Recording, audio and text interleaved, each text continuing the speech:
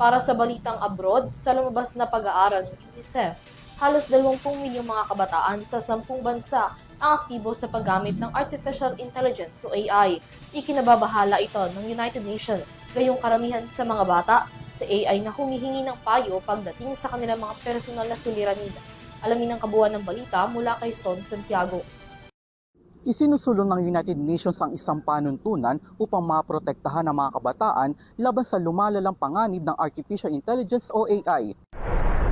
Sa isinagawang UN Global Dialogue on AI Governance sa Geneva, ibinahagi ni UN Secretary General Antonio Guterres ang isang proposal na tinatawag na AI Child Safety Pledge. Ang nasabing pledge ay panawagan sa mga pamahalaan at technology companies na gawing pangunahing prioridad ang kaligtasan ng mga kabataan dahil sa growing risk ng AI. Nakapaloob nga dito ang 3 pangunahing alintuntunin.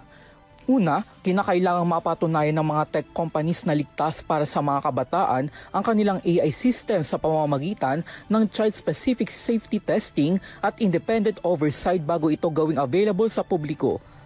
Nakapaloob din sa panukala ang zero tolerance laban sa AI-generated child sexual abuse materials kung saan inaatasan ng mga kumpanya na agad tukuyin, i-report at alisin ang ganitong uri ng content.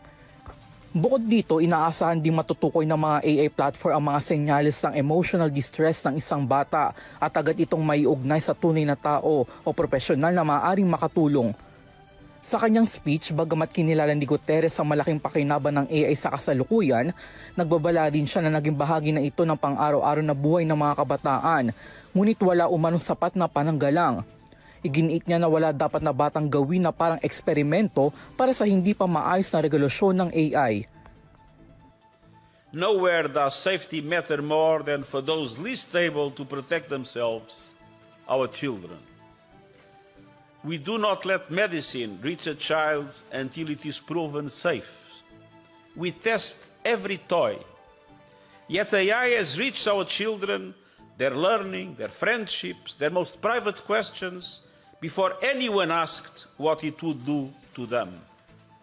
And we are already seeing the cost. Children deceived by machines posing as friends, children steered towards self-harm, children violated by abuse images made at the touch of a button.